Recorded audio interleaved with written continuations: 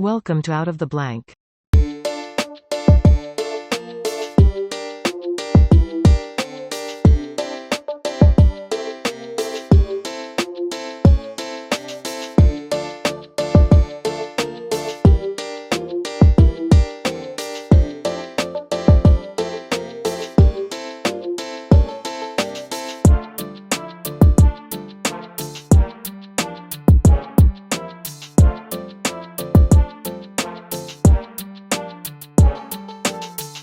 Welcome to another episode of Out of the Blank Podcast. Jacob, it's a pleasure to have you on the show, man. Would you like to introduce yourself to everyone out there listening? Yeah, man. Thank you for having me on. I'm Jacob Carter. I'm a younger researcher in the Kennedy assassination. I got my start probably in 2015 when I wrote my first book on the Kennedy assassination, Before History Dies. And my background was just I came from a family of people who love history. My dad was a history professor, and I always say the case kind of found me. Um, rather than me looking for it. And I just fell into it. And I was like you and other people. I was just obsessed and fascinated. And when I did my book, I wanted to write it for college students and younger generations that didn't really care about the case because I do think it's the most pivotal event as far as the modern U.S. history goes throughout the 60s. And you can learn so much from just studying the assassination about how our government works and the corruption there and also some of the good things. But my book was to interview the top 12 experts I could find in the world. And I know that's subjective to people, six on the conspiracy theorist side and six on the lone assassin side, and try to challenge them as much as I could and poke holes in their theories, but also be respectful at the same time.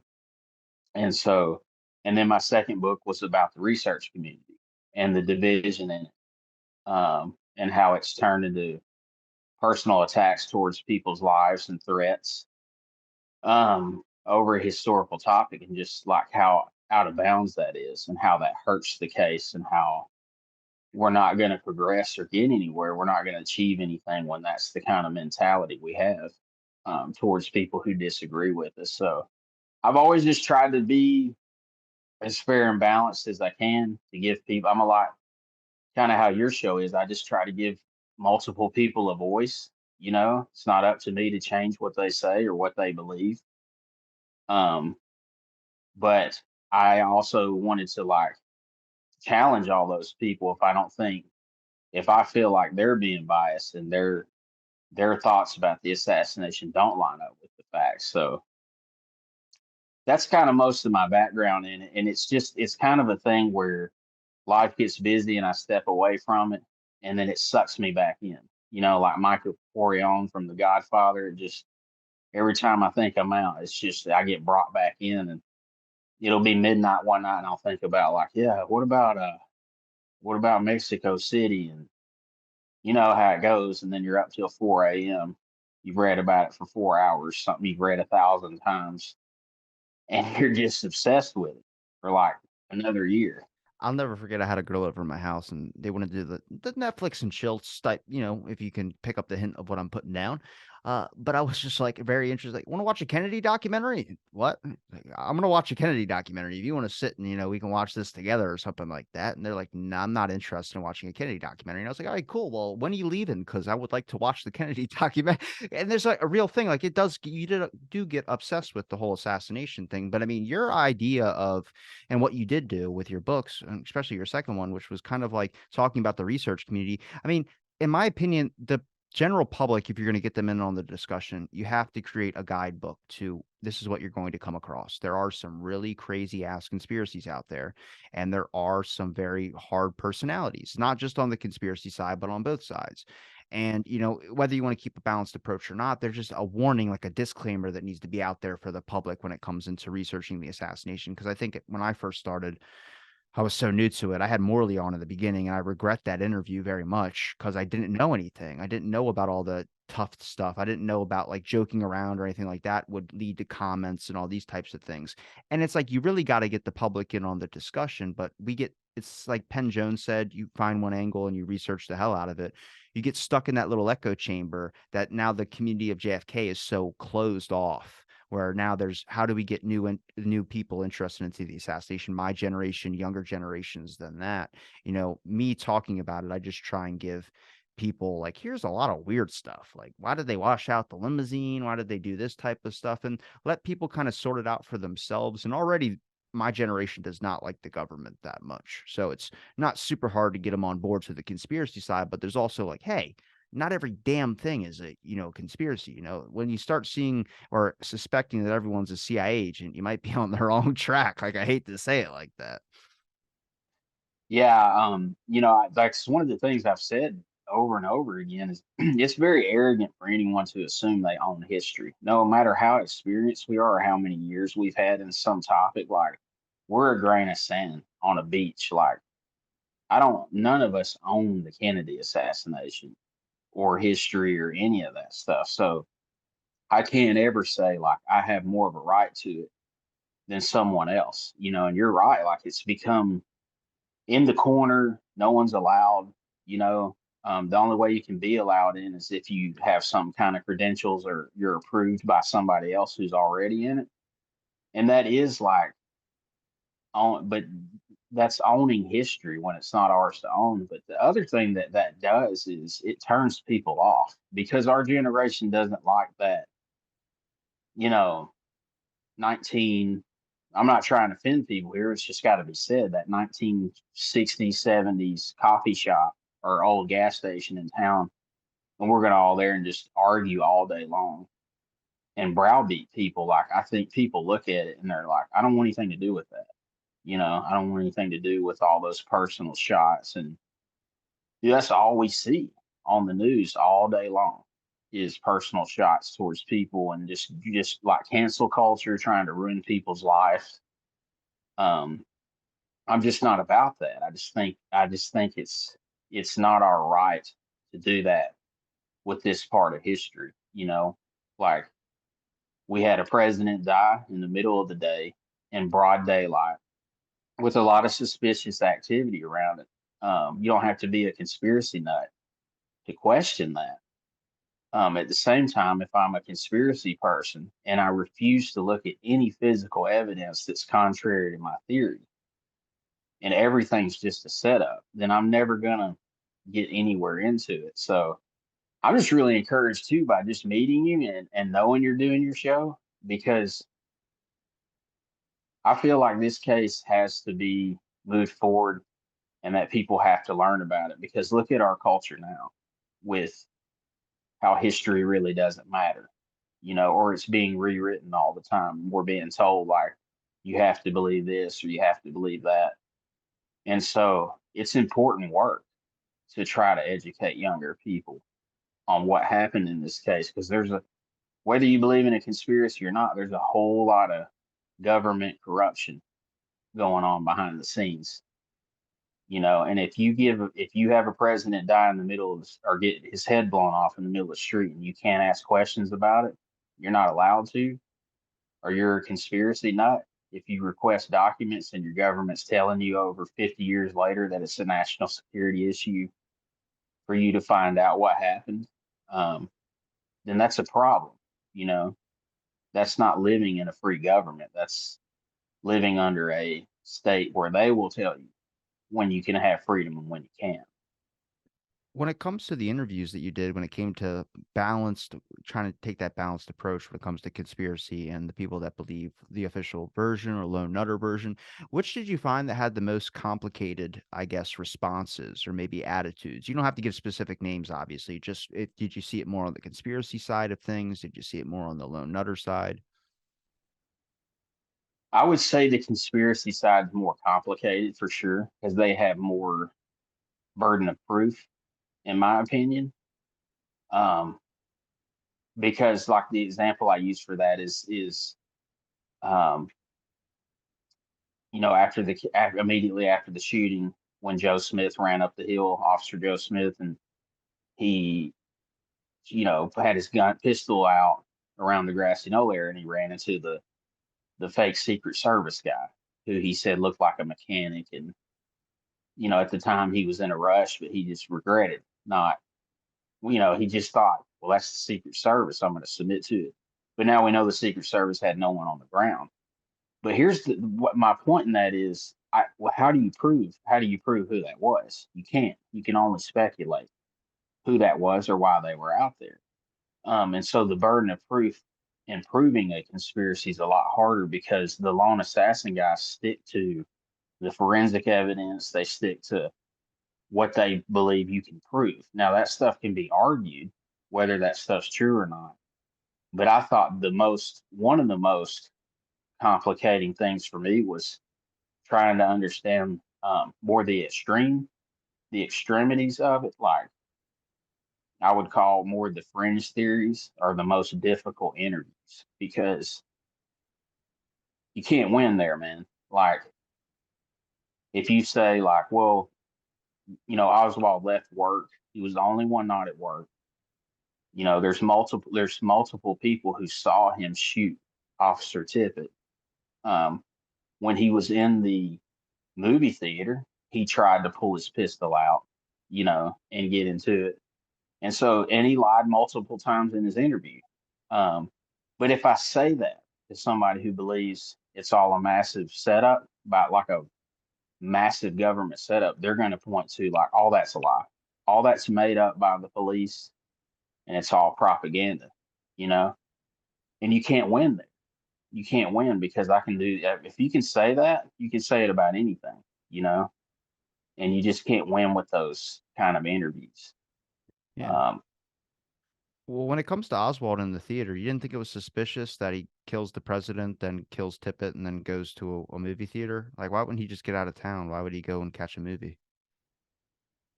um, well, I think that's why he killed the president, so he could get off work and go see, look at some shoes, and then go. I'm joking, man. I Oh, don't think. I hope not. I was like, Jesus, you can just use a better excuse, like you had a tummy ache and leave or something.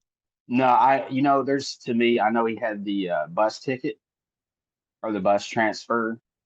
I do have a lot of questions in my mind of where he was headed, or maybe if he was involved with people in Mexico City. I think he was going to try to get back down there for sure, and cross the border. But I just think it's like most crimes. You commit a crime, and especially if he had people who told him and encouraged him to do it, and they left him out to dry, you have to adapt. But you're going to panic, man. You got an entire city now looking for you because um, no matter how it is, whether he's set up or not, you got an entire city look like you just allegedly killed the president of the United States. So we're not even talking about he robbed a gas station and they put a report out on him like they think this guy just killed the president. So, he's walking, he goes home and he gets his pistol and then he's going wherever he's headed, whatever his purpose is, it got thrown off when Tippit saw him and pulled up to confront him.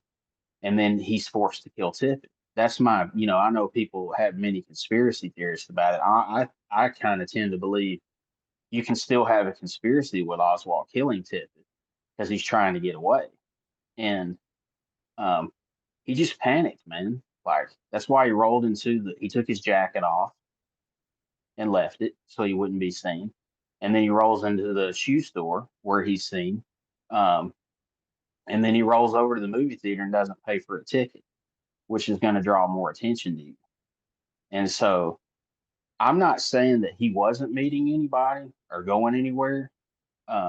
I do have strong beliefs that he was left out to dry, but I'm saying like these are real life events that happen every day. And when you commit a crime or you're accused of committing a crime and you're set up, you're going to get thrown off and make certain moves that maybe you weren't going to make in the first place, you know? And he was never going to get out of Dallas. That's for sure. I Uh, mean, I don't think it didn't I take him long.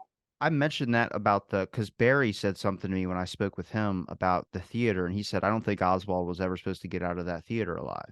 I was like, well, how did his gun work earlier, but his gun didn't work in the theater? That was always something to me where it was like, it didn't make sense. And I mean, we see killings like suicide by cop all the time. People try and pull their gun out, and that's immediately you're going to get shot. I'm surprised that, his gun didn't fire. If his gun would have fired, they would have just lit him up right there in the theater, and then that would have been the case end all of all that. But then that leads more into the setup of like every all this, and that's the thing for me is like I don't know if Oswald killed JFK. I don't think he shot at General Walker, and if he didn't shoot JFK, he could have killed Tippit. I mean, there's a bunch of areas where I see like there's enough evidence for this, but not enough evidence for this. There's a lot of weird and obviously faults that you can point out when it comes to the government, whether it was investigative purposes, witnesses that should have been questioned, or maybe witnesses that were left out of the Warren Commission. To me, it was just like the official investigation was a joke. And I know when I say that, people go, "How do you say that?" I go, "Look, man, in our society, if I tell you that Jacques Clouseau of the Pink Panther is doing this investigative thing, you're going to be like, damn right, he's going to finish that job, because you've seen movies with him. If I tell you James Bond's on the case, you're 100% like, job's going to get done. I can kick back and sip a Mai Tai if I wanted to. The Warren Commission, 13 or whoever members that all had amazing resumes, that's what they needed. They needed a blue ribbon committee, a star-studded cast where anyone watching would be like, "Oh, they got the best A team on the case." And it's like at that point, how many of them sat through the interviews? Well, they didn't really sit through a lot of them. It was mostly the secondary committee that did all the work, and they were all young lawyers and things of that sort. So already it's like, I mean, you get the just all decision. Like if the president says it's okay, then good job. It's like you can question those types of things. It's not conspiratorial to think that, they just tried their best to wrap up the case, which to me is the biggest error. Like if you're doing an investigation into the death of the president, I don't care how long it takes, but they felt pressured to give the public an answer because the public was going to want an answer. And that's where I think a lot of stuff goes wrong. I mean, even with Blakey, he told me his whole thing was just looking over the Warren Commission and seeing if they had any faults. And they did prove probable conspiracy on the basis of Jack Ruby, but they don't even get mentioned in the history books. So it's like, how do we get justice for them, for God's sakes? They did get some really good stuff, but they were limited. The CIA withheld a lot of documentation from them and the Warren Commission. Then it comes into that pesky word of national security. So a lot of these things, like it's creating conspiracies in some aspects. Yeah, the government's done that to themselves. I don't feel bad for the government. And like, because the deal is like they've lied about this from the start. And the Warren Commission, that's just where I disagree with some of the lone assassin people who have become Warren Commission apologists. Like they think it's the most solid interview. And I'm not saying everything they did was wrong, but we know it was rushed. We know it was political. And Lyndon Johnson wanted to wrap it up, and like Hoover leaked his report out and put them up against the wall before they could ever even finish their investigation. So you're going to disagree with J. Edgar Hoover? Like, no, you're not going to disagree with what he said. And so Hoover, but we know from their own phone calls, right? The phone calls he had with Lyndon Johnson, where he's saying the fellow we have on the phone is not the same Oswald that we have in custody, and this is the stuff they kept behind wraps for years. They deserve all the scrutiny they've gotten. They've always lied about the assassination. And you're right about the House Select Committee. When they told Blakey that, oh, we're not going to have anyone that was involved in any operation with Oswald, well, they specifically chose the one person that they knew could destroy or cover up evidence about Oswald New Orleans and his ties to the anti-Castro Cubans, and you pick that guy as the mediator, and then you don't tell um, a congressional investigative community, you lie to them about that. And so I don't feel bad for the government. They've lied and about this case from day one, you know, and it all to me, that case surrounds Oswald, because if you're an extreme conspiracy theorist, Oswald was like, he was like Jesus. I mean, he was just walking down the streets healing people and fighting the good fight. And he just got set up as a good old boy, like that he was working for the government as a CIA asset, but he had no idea, right, that he was. Like if you go to that extreme, he's just this great person. But that's not how any of us are. There's good and bad. And Oswald to me is just, no matter what you believe, like the guy went to serve in the military on a secret base. He goes to Russia in the middle of the Cold War. He comes back with a wife from Russia and resettles in America. He's friends with people who are connected to the CIA. He's in touch. The FBI is watching him. He's all over the country. He's around mafia figures. Like, this is not normal. And like, for me, I don't know any people connected to the mafia. I just don't. And I don't know any CIA connected people either. And I'm not going to move, let's say, to Iran right now, or North Korea, and probably marry there and come back. And, and then go down to Mexico City and go in the Russian embassy. I mean, it's just, that's not a normal person. That's not everyday stuff. So, but at the same time, man, he beat his wife repeatedly. He was a known liar to multiple people, which if you are working for the CIA, are you going to be an honest guy? No.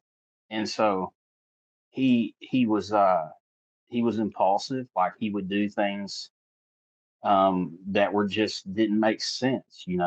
And so it's this case to me is not either or. Like, there's things in life that happen that are just natural things, but if you try to erase those and dehumanize everyone according to your theory, then you lose sight of like the drama in life. Does that make sense when I'm saying like you lose sight of the humanity and the mistakes people make, and everything becomes a conspiracy theory? the Um, the relationship between him and Marina was like the most dysfunctional relationship I'd ever seen. Obviously, I feel like she used him to get out of the country a little bit. Oswald was kind of a free ticket there. I know there's documents I've seen where they suspected her of being, I think they have a word for it, and I want to blank on the name of it. A swallow, which is like a female KGB spy prostitute. And this was in a document that was luring Oswald, but was really using him to get to this country where she cut off her KGB connections or anything like that. And that's like the whole like getting close to the Cold War aspect of things. I mean, there was a lot of intelligence operations, which is interesting. And this is just an aside from a separate conversation I had about a Cold War spy, but this idea of going native, which is what they would do with Cold War spies, is when they sent them to another country, hand out like propaganda posters. And Radio Free Europe was run by the CIA for a really long time. It was basically just a propaganda radio network. And that's how they did regime change stuff. They would get the population of that country to arm them and get them upset at their government to overthrow a certain dictator, like they try to do with Castro, and then they'd get someone that they wanted in charge in. But it's going native means that you had a guideline every 3 years. You would have to rotate these warriors or Cold War spies out of that country, take them back home. 6, 7 months they'd have to be back home, and then you deploy them again because they become, I guess, assimilated to their new standard of living and their new culture over there, where they develop like a bond, like a home connection. You ever heard about sports? But with sports, the people that are on one team, they have this like sport mentality where it's like, this is my team, this is where I'm from, this represents me. So if someone talks shit on your team, you get mad. And it's like for no justified reason. That's with when you send someone to another country. Going native was the fear that if you had someone go over there and they started getting a house, they became comfortable, they met a woman, had a kid, those are all red flags, because now you're going to have a relationship or a connection with this country now, and they don't know if they can. Are you going to want to come back? Are you going to be a weapon against us? And that is a tactic. And that's like, I look at Oswald's profile, I don't believe this, but I just think it's an interesting thing. It's like, damn, he hit all the red flags. Like, you had a kid, you got married, you did all that type of stuff. Like, to the intelligence agency, if they are monitoring you, that's a giant no. So it's like, I don't believe that that's what was going on. But there's a lot of things, like, I mean, trying to kill himself in Russia. I mean, does that make him unstable? But then at the same time, why do I have documents saying he had a venereal disease in the line of duty that nobody can explain? And then he also had a gunshot wound that was not covered in his autopsy. Why did they not talk about scarring from a couple of years before? So, like, there's a lot of things where either it's a shit investigation or shit job by whoever did the autopsy or whatever. There doesn't need to always be some grandmaster conspiracy, but saying, he was a loser nobody that, had no credits to him. I was like, yo, he did a lot more than I have done. And I was like, I need to stab somebody and get my rep up or something, because good yeah, God, man. like Oswald definitely was not just a run of the mill guy. That's kind of what I'm saying. Is like You know, where did he even get the finances? No one knows, how he got the finances to even get to Russia, honestly. Like, um, he's not a normal guy, and he's in touch with people who are connected to really powerful people. I mean, and then then you look at like somebody like Jack Ruby, it's the same thing. It's an attempt to either make him out to be this American patriot who loved Kennedy so much that he went there and slaughtered his killer so Jackie didn't have to come testify. I don't really believe that. But at the same time, like, who's the first guy that visited Ruby in county jail after he killed Oswald? It's Joseph Civillo, who's the second command in the Dallas Mafia. Or it's either Civillo or Campisi, I can't remember, but Campisi, yeah. So like this is what I tell people in normal life. If I were to kill a president, and for anyone that's listening right now, this is a hypothetical scenario. I have no interest in that. But if I were to do that or be accused of it, do you think any mafia member is going to come see me and to comfort me? No, because I don't know any mafia members. I'm not connected to the mafia. And so when lone assassin people say Ruby was just a joke, well, you got to explain that visit to me. Why would a high level mafia member put himself out there like that? And you know how Blakey theorizes they went in there to threaten him, basically to reassure him he wouldn't talk. But this is what I'm talking about. Like, I don't blame people, man, for thinking there's a lot more going on because it sure looks like it. You have these people who are not normal people, like everyday run of the mill. The House Select Committee checked Jack Ruby's phone records, and it looked like a mafia playlist, of the people he's talking to before and after the assassination. So it's all it's all odd. It doesn't make sense. It doesn't make sense that he just was a loner and all these people just happened to combine. I guess it's possible, but I'm sure you go into phases of the assassination where you have specific spots that interest you and specific spots that don't. Or maybe, you come across something that you start diving into and you realize it's really fascinating. I've noticed that with a lot of the researchers. Everyone kind of picked their own independent track field on things. But were you focused more into Oswald and his actions, or were you focused more? Did you have any specific spots research wise, not just speaking with researchers, but did you have anything that you found that you would like to focus in or really attracted you to the whole case? yeah, at the beginning it was all the Oliver Stone JFK type stuff. That's why I did my book, because I spent 3 4 years in the forest of getting lost down rabbit trails and figuring out like, oh, this person's lying, you know, or they made that up. So it was the extreme stuff, like the whole government killed him and stuff. But what I really got into was just that I thought was interesting was the whole like New Orleans, um, and that interaction with Bringier and the anti-Castro Cubans, and just him, how he was connected to so many people up there, which led down to Mexico City. And that's what I tell people. Like, the whole case to me is not just in Dealey Plaza or in Dallas. A lot of it's in Mexico City. And so that was something that's always interested me. But you just hit walls, man, because they've lied about so much and cut so much off. You know, their cameras broke and they didn't have pictures of them, but they did have a picture, and it was someone who wasn't Oswald. And they didn't have any phone recordings of him, but then later on, people in the Warren Commission said they heard those phone recordings, and what was he doing down there for all that time? I know they say he went to a bullfight and all this stuff, but what was he doing? I mean, we don't know. Gus Russo says that in Mexico City, they have pictures of him with a red haired Cuban walking around.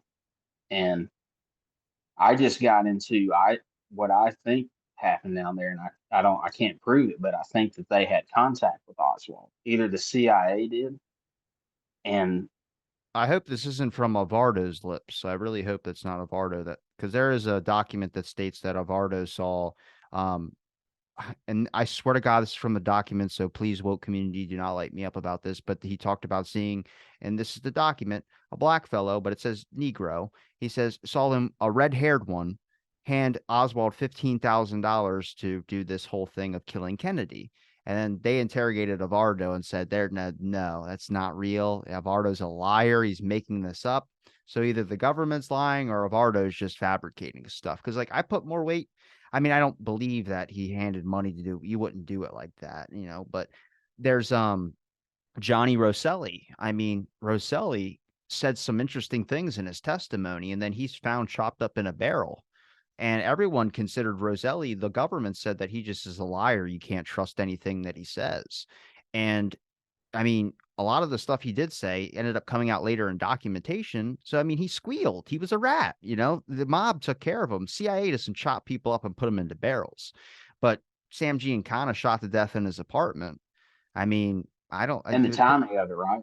yes. When were they killed? They were killed before they were going to go So, I mean, spill the beans. there's a lot of like suspicious stuff on that one. But I mean, what you're saying about Mexico City, that's been like one point where it's like we still don't know what the hell happened down there. I mean, I don't believe the whole cameras going down and all that, but I do think someone was using Oswald's name. I don't even know if Oswald really went to Mexico or not. That's the difficult thing for me. That's how screwed up Mexico City is, and like just trying to understand what the hell was going on, because there's many different theories. And I think, you know, if you talked about the government denying it was Oswald down there for the purpose of maybe there was intelligence stuff that was going on in Mexico that they didn't want investigated into. I mean, I know a couple members of the ARRB went down there and got some good documentation and stuff of that sort. But that's, I mean, it was either ARRB or the HSCA that did it.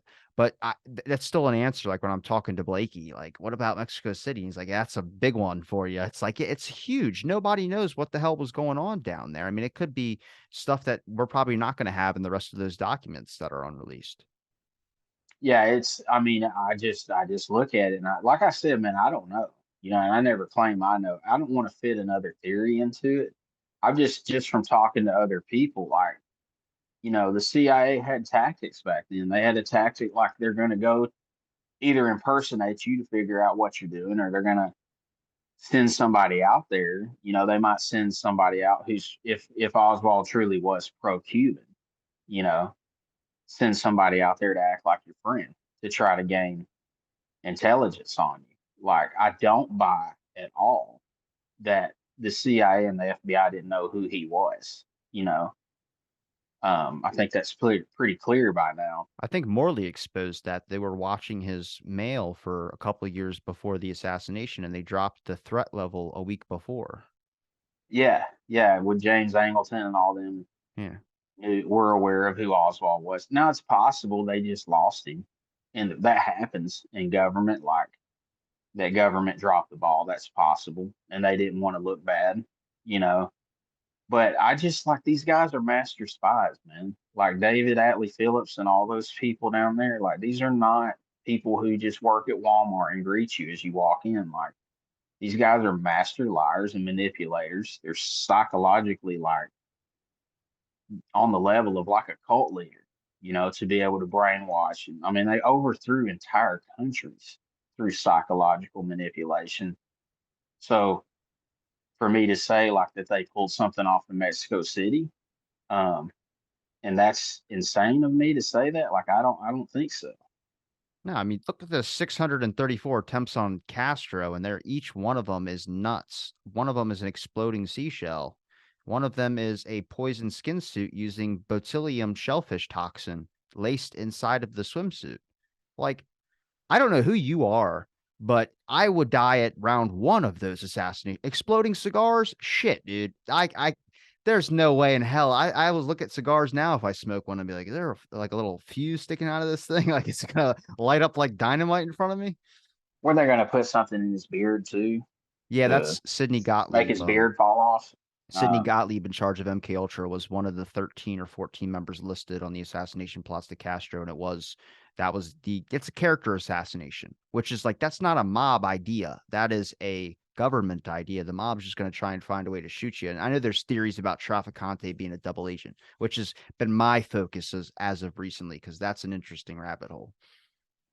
And it's probably it would not surprise me at all if it were. Like again, like I think sometimes the lone assassin people, and I hate even grouping them like that, but I almost they become almost like government apologists. Like again, like if you're an extreme conspiracy theorist and you're on that side, Oswald's just like Jesus. He's just the savior of the world. But if you're on the other side, like the government's just like heaven on earth, and there's no way they would. They didn't lie about anything. There's no way they would do that. That's ridiculous. Like that's absolutely ridiculous. You had J. Edgar Hoover. You had Lyndon Johnson, dude, who it's pretty documented. Like these guys were highly corrupt. And like me and you had talked about, our government has killed a lot of people. And that doesn't mean I'm not patriotic or I don't love this country.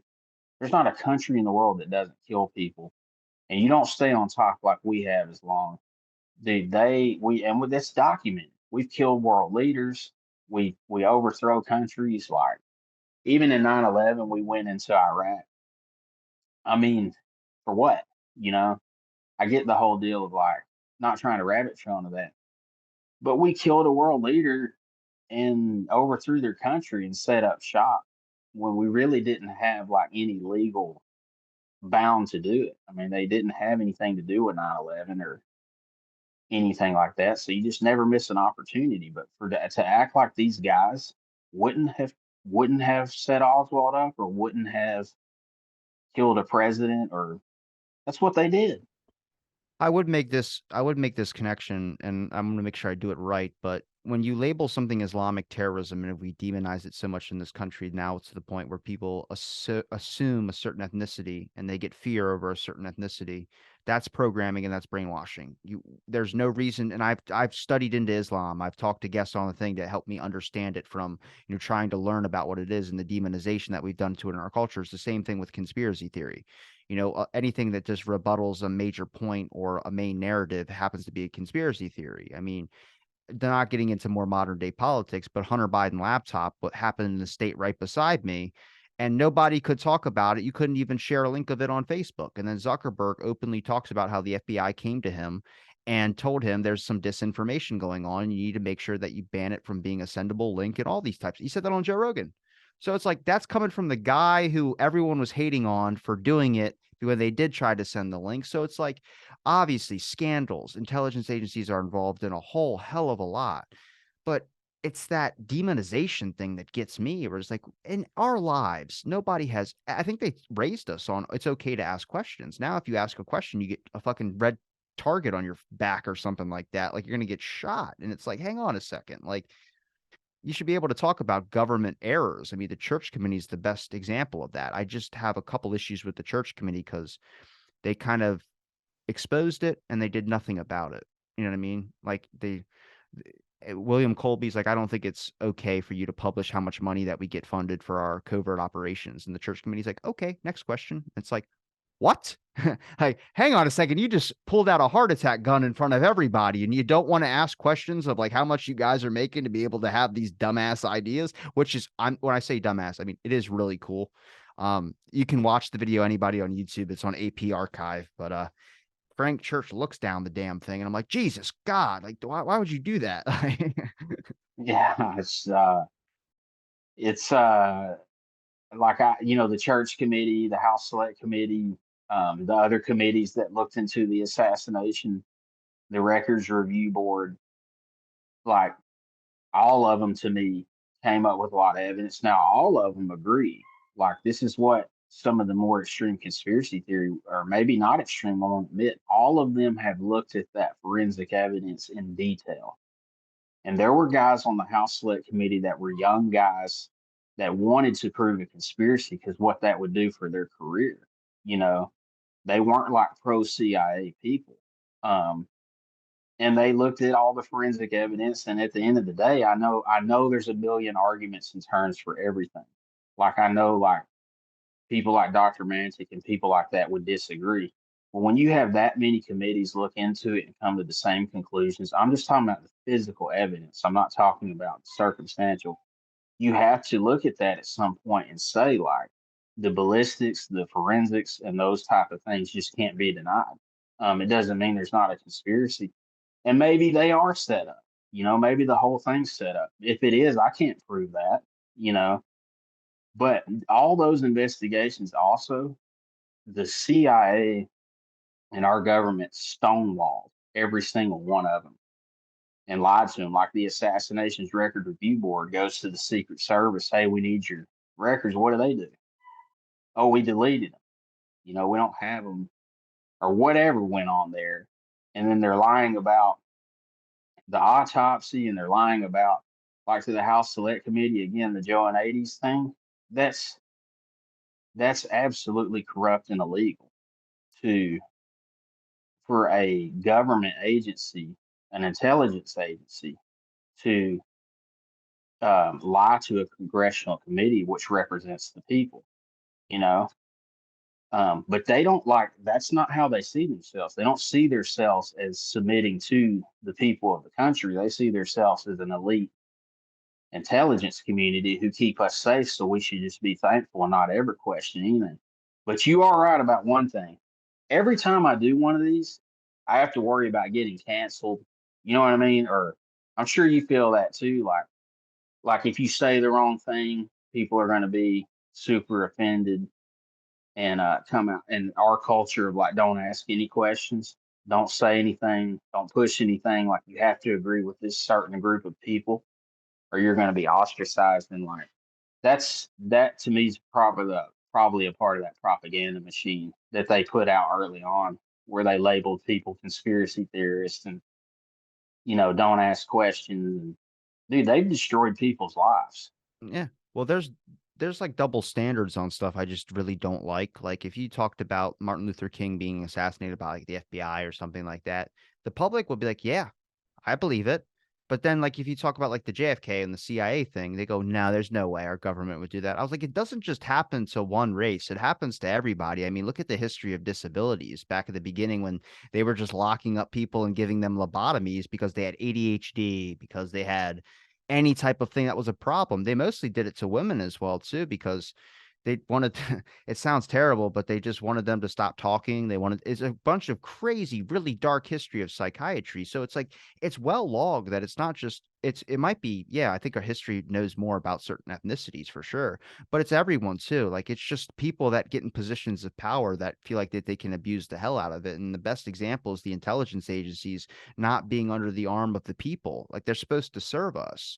Look in the new document releases. This was published in 2018's release and in the 22 release. Garrison's attempts to embarrass the agency. You don't want your intelligence agency making a document about you like that. Whether I don't even know much about Jim Garrison, but when I come across a document and they're calling him, saying what he's doing is going to embarrass the agency, that's a problem. That's a government that looks at you like you're an issue. You're going to make us look bad. And then even with William Colby exposing all the stuff he did in Watergate, William Colby said the CIA's reputation will never be, it will never recover from this. And those are quotes from CIA operatives that talked about how bad William Colby had exposed them with the church committee.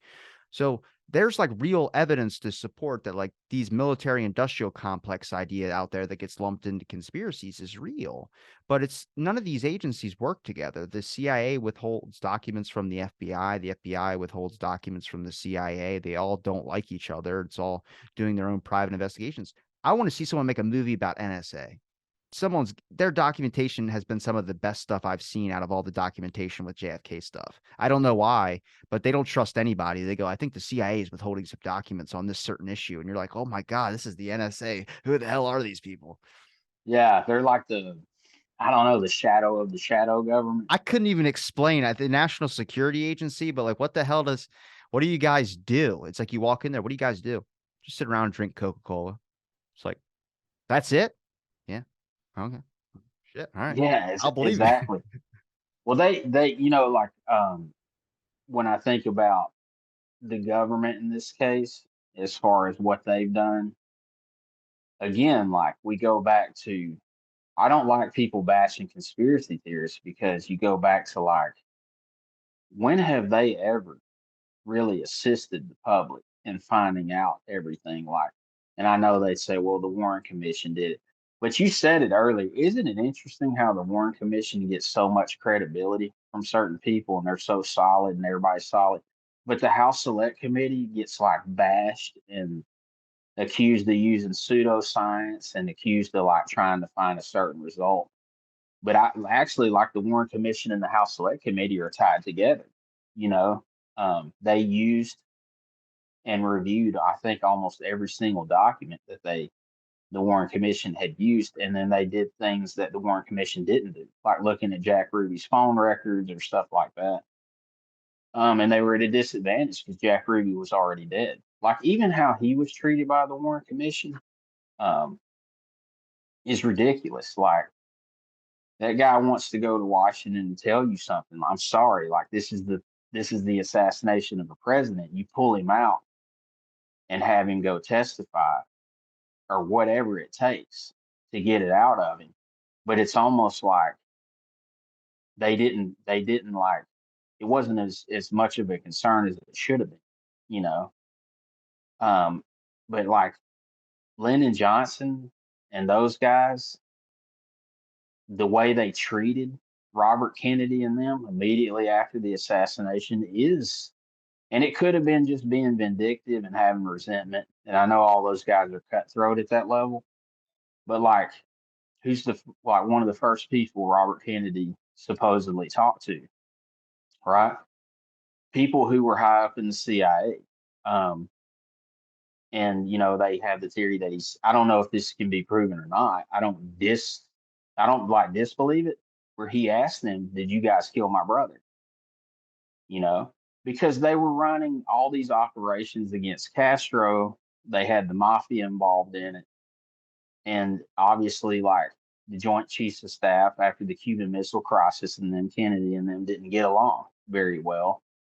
You can listen to those tapes in that room where they tell Kennedy, like, you've gotten yourself um, into a huge problem. And Kennedy's like, no, we have gotten into ourselves. Well, those war hawks want to launch nuclear missiles on Cuba and start a nuclear war, right? And like Kennedy stays up all night crying. He's leaning on his historians and people like that. And he decides ultimately to cut a deal with Castro, which they're like, oh, he's a communist and stuff like that. Like, I think the 60s too are seen as like a great time in America. They call it like the age of innocence and everything was just so great. Um, I don't think so, man. I think it was an extremely toxic time. You had political murders just across the board. We don't even see that today. Like you had Kennedy killed, you had Martin Luther King killed, you had Robert Kennedy killed, all within 10 years. Um, it was, riots everywhere, race issues, like just we had the Vietnam War. Um, then you have Nixon come along, right? And he's, you know, pretty corrupt himself, just paranoid because I think he knew a lot of stuff that was going on. So it's not like, the 60s were great and Kennedy came along in his limousine and got shot and then all of a sudden we just turned dark. Like they were already dark. And even Kennedy, like he's not, you know, Jackie Kennedy did a great job in them of like promoting Camelot and promoting this idea that Kennedy was just this great guy, but that's not how. I'm not saying he was like the He had worst affairs. person, but He had affairs. I've talked tons to. of them. It's a lot that researchers don't talk about, whether they're lone nut people or whether they're conspiracy people. They just won't touch the affairs thing. But I spoke to a couple people about the relationship with Marilyn Monroe, Frank Sinatra, and the Rat Pack. There's photos of Kennedy and Frank Sinatra. There is a song out there that is public domain, and it is called "High Hopes" for Kennedy. It's about voting for Kennedy, and it's sung by Frank Sinatra, but it was never attributed to Frank Sinatra. But it's his voice. There's no way. There's no other person in the world that sounds like that guy. So I mean, there's a lot of stuff that leave Kennedy to be kind of this enigma like figure. But I mean, it brings into weight of why the Secret Service didn't like Kennedy for the affairs that he was having. Also, Lyndon Johnson. The reason why they have a buzzer in the White House was because Lyndon Johnson was caught having an affair on his wife. And I mean, there's plenty of accounts from Secret Service members, him getting naked in press conferences as well, too. Always relating the war to his crotch. So like I get people like understanding like Johnson was behind it. Look at all this. I was like, no, he's just he's a very bolstering figure. Okay, like when you see Trump handshake somebody and he pulls him in, That is a bully tactic. But look at Johnson. Johnson did the same thing. He would lean over people, and there's photos of people looking like their spine is bending back like a full 90 degrees, and Johnson's just hovering over them. It's a great way. I mean, he was able to, and I've talked to plenty of biographers on Johnson, people that think he was a great president, but and it's hard because I learned so much from the Kennedy stuff. It's like you just look at him like a devil figure. But Johnson, I mean, his way of getting his things done was he realized how politics worked. He realized that if you're friends with these people, but are you really friends with them? And when you mean by that means, yeah, buddy, buddy, smile, invite each other to parties and things. But if you have dirt on them and you want something to get passed, you go to them and say, do you want your wife to know about that party and what you did at that party? And they go, shit. And then your bill gets passed. I mean, it's a tactic that works, but that also kind of sets a precedent for how politics are going to start continuing to go on. And maybe it had been going on like that for a long time. I mean, I'm pretty sure Hoover blackmailed some people to get his positions across as well, too. But that's the dirty side of politics. I find that if you look at the conspiracy and the assassination, just find if there's a prior history to that. Is there ever anything like I'd ask you this question, but if you could have, and this is a dumb child question, but if you had a wish to be able to solve anything in the one thing in the Kennedy assassination, it's not who did it, but one thing about something, a certain area that you feel clouded in, what would it be? Man, that's hard. But I can only pick one, right? One. Um, I'll give you two. How about that? if I had two, that makes it a little easier. So you're having mercy on me. But I definitely, like I said, Mexico City. I want to know all the people that Oswald came in contact with. I definitely want to know that. If I could see that with my eyes, what he did the entire time down there. And maybe he didn't do anything. Maybe he was just a floater down there and a loser. Sure doesn't seem like it. But I would love to just follow him around in Mexico City and see who he met with and what they told him. Because again, a normal person like me, I can go down to Mexico City, save up some money and go down there. But when I get down there, dude, I'm not gonna like rub shoulders with the Russian embassy and the Cuban embassy and run into certain people that are just like this just crazy stories, man. Like him going to that party and having an affair and just all this crazy stuff, that comes out where the Mexican authorities grabbed that woman and basically abused her after the Kennedy assassination to try to like find out the truth. And I think it's Sylvia Duran. And the other thing I would say, if I could prove it, is I want to know if Oswald was in Sylvia Odio's apartment with the anti-Castro Cubans, because that, to me, the House Select Committee, the Warren Commission just blew that off. Oh, it's not true, you know, because Oswald was in Mexico City on that day, so it couldn't be true. Nonetheless, you have somebody who told their, I can't remember if it was a priest or a psychiatrist, but that the guy who killed the president was in her apartment, you know, not very long before it happened with some anti-Castro Cubans, and she said he was, they were telling him he's a Marine and he's crazy, and like he said, Cubans don't, have guts, something along those lines. Somebody should kill Castro, and it's just like, what is going on here? And is that woman lying? Like, did she make that up? And the House Select Committee said she was telling the truth, you know. And I imagine like being in her shoes, like imagine that this guy, or even if it's not him, someone using his name, who they're telling you he's a Marine, he's this and that, we need to use him. And she's like already scared. But then imagine you're sitting there watching TV, the president's just been killed, and the guy you see on the TV they're describing as the guy you saw in your apartment, right? But they're saying he's a Marxist and a pro Castro Cuban. But when he was in your apartment, he's talking about someone should kill Castro, and he's hanging out with extreme anti Castro Cubans. She was scared to death, as anyone else would be. But what did, the government just tried to destroy her credibility and tried to make her out to be like insane and having a mental breakdown and all this stuff. But the House Select Committee looked at that extensively and came to the conclusion they just couldn't explain it basically, but she was telling the truth. They don't doubt her experience. So I wish I could have been in that apartment because If that's true, and well, I think it is true. You had someone using the name Leon Oswald and claiming to be a Marine. That kind of fits the bill, right? Um, but I just wish I could have been in there, because if that's true and he was there, that makes the whole thing, like, that one detail changes the entire case to where you just have to go like, yeah, there was a conspiracy. Um, There was definitely someone using his name. I don't know how many people were using his name. I mean, there's a account from someone at a firing range shooting other people's targets saying this is what I'm going to do to the president. And I think even Marina Oswald talked about how Lee didn't go to a firing range. He would, I think the story is he would practice on his balcony, but then the HSCA proved that that wasn't true. She didn't know the difference between a rifle and a shotgun. And I think in her testimony, she states, "What's the difference?" And he goes, "The type of ammunition." And they go, "No, there's a big difference between those."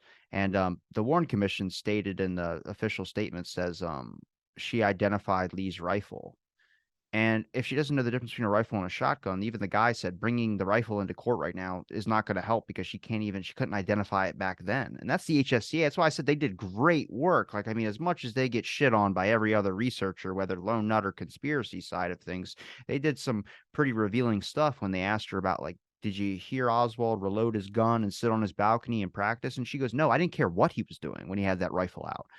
So I mean, the HSCA proves some pretty revealing stuff in some of those testimonies. I'm just that if that's one thing that we could talk about would be like, I mean, as a public would be like, look at the HSCA and what they were able to show from the Warren Commission standpoint. Because I think a lot, I don't know why people would apologize for the Warren Commission's findings or just certain areas that they didn't look into. I mean, a lot of this can be chalked up to like when you do an investigation, for instance, this is why I have issues with the 3 cartridges that were on the floor and the one that was in the rifle.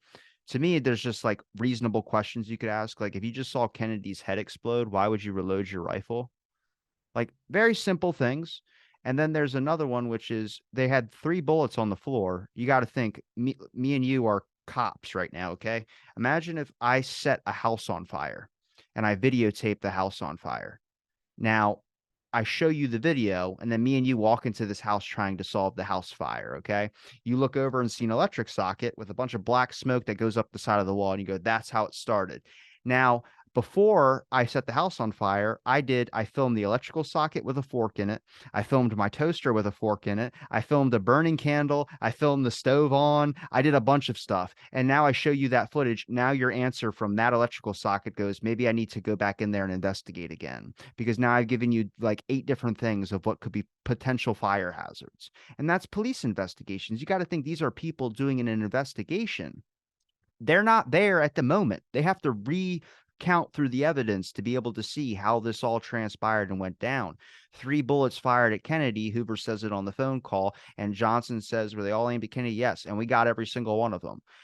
Okay. Well, James Tegg comes out, and next thing you know, you got 2 bullets, and that's the invention of the magic bullet theory. So, I mean, these are people that are doing investigations somehow in our brains, and this is partly the government's fault, is they brainwashed us with films. Whenever we watch CSI, they're going to solve the crime. Any of these types of things. I mean, in the beginning, you wonder why every time you watch a mafia movie, they're either like vigilantes or they're bad guys because the FBI did that on purpose. Hoover's code office made it so that they demonized the mafia and they made the FBI always look good. There was a code in the production offices that talked about the bad guys could shoot as much as they want, but they have to miss. Because when Hoover's G-Men come on screen, they have to look good. And it's PR. It's the best PR. They controlled Hollywood, or they had a really tight relationship in there with them. It's why it actually led to the Hollywood blacklist of blacklisting celebrities. If you even had communist views or what they would call you a communist. And when you start kind of looking at that, and then you find out about the CIA's relationship with organized crime trying to assassinate Castro, you go, you guys fucking lied to me. You guys were the purists. And now you're telling me you're working with the people you told me to hate. And you could just get all mad inside. But that's like in an investigation. Every time there's a crime movie or something, they always be able to recreate the scene on the first try. And then maybe there's new evidence that comes up later where they have to alter it a bit.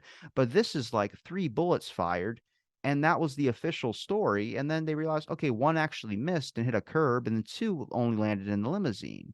So now it's like you got to understand that humans make errors. It's not some type of grand conspiracy or some type of global plot of trying to manipulate evidence, but also that can hinder an investigation if there was a possible two shooters, like a lot of people stated. And then it just goes down to shaming witnesses, and their witnesses aren't, testimony from eyewitnesses aren't good. That's true. In certain cases, it can be if they have war experience. I've talked to memory experts that'll back that up as well too. So I don't, if you can't trust the testimonies of people, then you have to trust the evidence, right? Well, who the hell controls the goddamn evidence? Like, I mean, that's the biggest issue is like, I mean, you're asking, I think Hale Boggs said it in the AP archive video where he's calling out Hoover and the FBI. He's like, what's the problem? How come we don't have answers on Hoover wiretapping people? It sounds like a conspiracy. And he goes, well, you're asking the FBI to investigate the FBI. It's like, yeah, can we get a nonprofit, maybe someone that has .org at the ending of their domain name so I can hopefully get some good answers? Yeah, they, like that's such a good point you raised too. Um, it's the discrediting of certain witnesses, and that's where I do like I don't agree with lone assassin. Like I asked Gerald Posner that in my book, like how can you just blow Sylvia Odio off? Like how do you just blow that off because it doesn't fit what you're saying? Um, and I was like, are you saying she's lying? Are you saying she made that whole thing up? And I'd have to go look at it again, but I don't think he said that. But they go into like people's memories, get messed up, things get exaggerated in your mind. They're not credible witnesses. But it is like pick your poison. Like they're not credible witnesses, but Howard Brandon or any of those people are, right? And it's like, well, what separates one or the other? Well, depending on what you want to believe, that's what's going to separate them. Like what we're talking about, people who were there at the scene of the crime, right? People who hit the deck during the shooting that did serve in the military. Um, and the Warren Commission never interviews that person, They never go to certain people and talk to them. Anthony Summers, Tony Summers, um, he's one of the top researchers to me. Uh, in this case, like his book is so good, in my opinion, because he interviewed so many people about the assassination. He told me he came over from the BBC, right? He came over to America to research the case, and he was thinking like, they've already done all the research, the FBI and the government, they've already talked to everybody. But he was shocked at the amount of people who told him they've never talked to us. They've never came to us. They never interviewed us. They never asked. And he said he was just stunned at how lazy our journalists were. Now, were they lazy or corrupt? Because we know, right, they were working with the CIA on what they said and reported. And it's just like this whole case, and we go back to you have to humanize it, right? People, like you said, people make mistakes. Government, anyone that thinks the government is a sound machine that does great investigations, like that's just not like that's the rarity when they do a good investigation. Um, we spent what the last, I feel like, decade in investigating agencies or presidents or whatever, right? And most of the time they get done and nothing happens. Like we spend all this taxpayer money and all this stuff, and the media hypes it up like we're going to show you, like, and then it ends and nothing happens. Nobody goes to jail. Nobody like answers for anything. The government is going to cover their interests always, whether they killed the president or not. They're going to, once Kennedy's killed, that exposes people now, right? Once the president's killed, because it shines a flashlight in the places where it hasn't been shined. Now you have a choice. Do we tell the people the truth when it's going to make us look like we killed the president, or do we cover all this up under national security? They're going to cover it up 10 out of 10 times, right? Um, we don't have an honest government. I know that's really hard for some people to hear, but if we think they're telling us the truth about everything, that's really naive. and it's really like not what history shows us. There's We still don't even know what we do. We still don't even know what happened with Lincoln, right? I think everyone knows now that it wasn't just one lone assassin. I think even Alan Dulles quoted that as well too. Alan Dulles said every political assassination throughout history has been done with a lone nut, except for Abraham Lincoln. And that's like you probably, if you're still in contact with Blakey, you could ask him this because I totally forgot to ask him this. But there's a document from Scott Beckenridge talking to Blakey, and he was justifying murder. And it says, like, let me give you an example. If you were to go back in time and be able to kill baby Hitler, then wouldn't it be justified? And I'm like, that's like a thing from a movie. And he's saying it in a document, and they're back and forth. He's justifying certain actions of when it's okay to, because they were talking about the assassination plots on foreign leaders. And then he was justifying, like, look, if you know this guy's going to be bad, it would make sense to take him out. Now, the issue that I have there, and like I said, it's not, whenever we get into these conversations about the government's evil, I always try and preface it. You don't want to come, and I respect the hell out of Vincent Salandria. I really do. But I watched Max Payne's documentary, and I even told Max, like, you can't have that guy and right in the beginning say what he did. And he goes, why? I'm just like, he's too in. He's too in. Anybody that doesn't know this much about deep politics or study it or know anything about government corruption, they're going to hear that and they're like, Jesus, this guy's way off his rocker and tune it out. Even when you say the words, our government's evil, that is a little bit too much for some people. So it's kind of showing them historical evidence on the basis of that. And that's what I kind of try and, talk about when we talk about, everything doesn't need to be everyone's not a nut job. People have seen some things that you need to see too. I think I mentioned that with Tom Samaluk when I spoke to him, who was a member of the ARRB. I asked if Doug Horn was the only dissenter amongst you. Like, were there other people that don't believe and go into the Zapruder film alteration and all those types of things? And Doug was open to showing a lot of people what he saw, show them the evidence. And just some people of the ARB weren't interested, whether they didn't want to be exposed to it or whether they just didn't feel like going down that rabbit hole, because everyone, I mean, it can take away your life a little bit. Not saying you get killed or anything, but I'm saying your time and your life. You have a family. Are you going to dive deep into the assassination and just get lost and forget to connect with your kids until they're 45 years old and coming over on Thanksgiving dinner? Like, Dad, when the hell are you cutting the turkey? I'll take the white dark meat, whatever. I don't know. Which happens in this case, and it's a good warning to people. Look, like I think this case matters a lot, like you do, and other researchers do, and people give their entire life to it.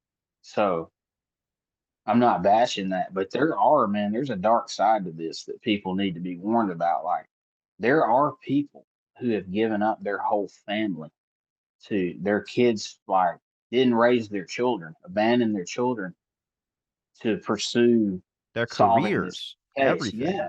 Yeah. And now life's just beat them down through it. And like, I stand strong on this. No one's going to solve this case. That's what I stand on. And the reason why I say that is if it was going to be solved, it would have been. It's always going to be like it is right now. And I think some of that's the design of the propaganda machine that's been ran for years. This was one of the goals, was just to divide a bunch of people and throw out a bunch of false information. But it's not going to get solved because if there is a massive conspiracy to kill the president, you don't put that down on documents.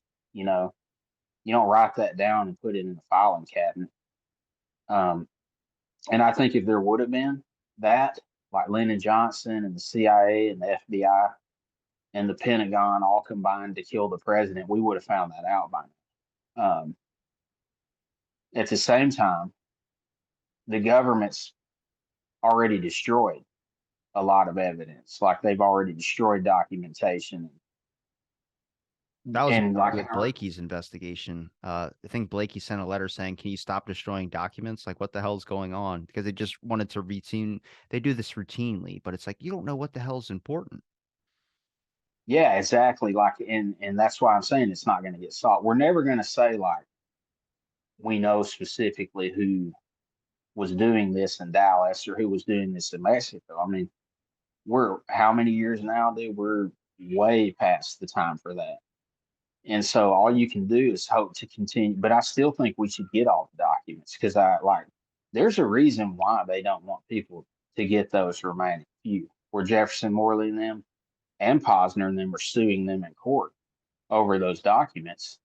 suing the government. There's a reason why they don't want to release, and they'll come out and tell you like it's nothing, there's nothing in them, don't worry about it. But then another 10 years goes by, right?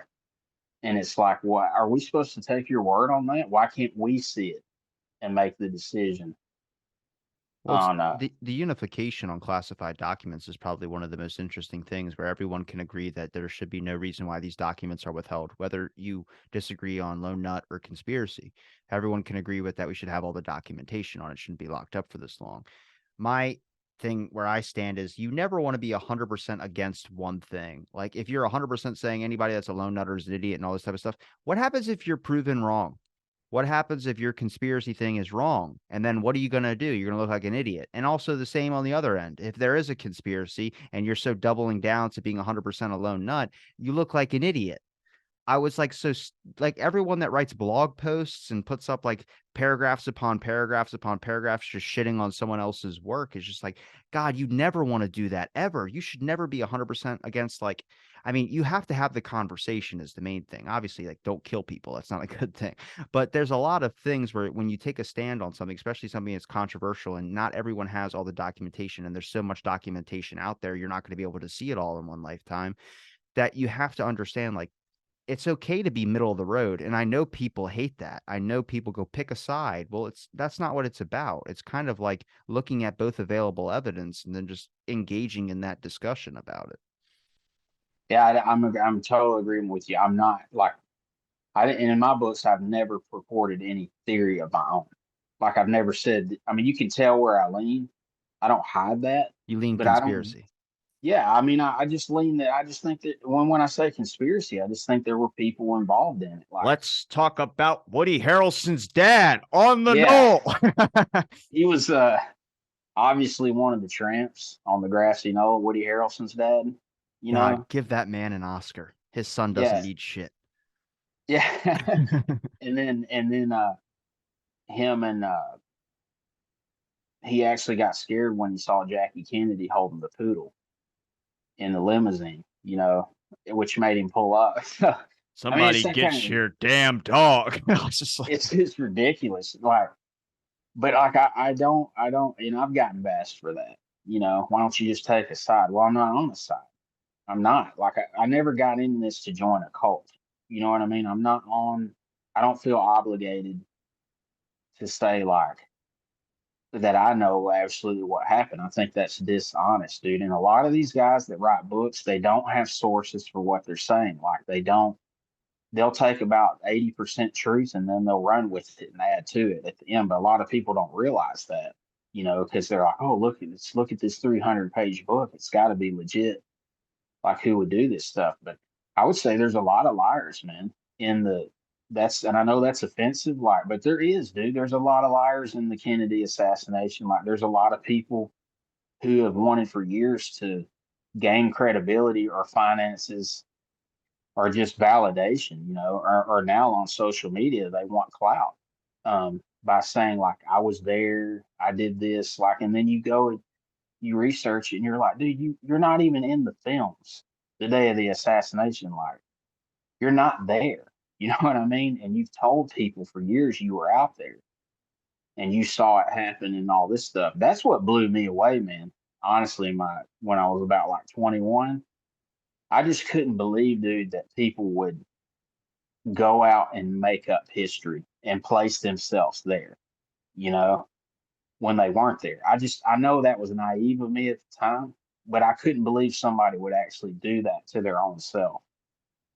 And so it's dangerous to pick one side and sit in it and say, and that's the problem in our country now. We're so tribal.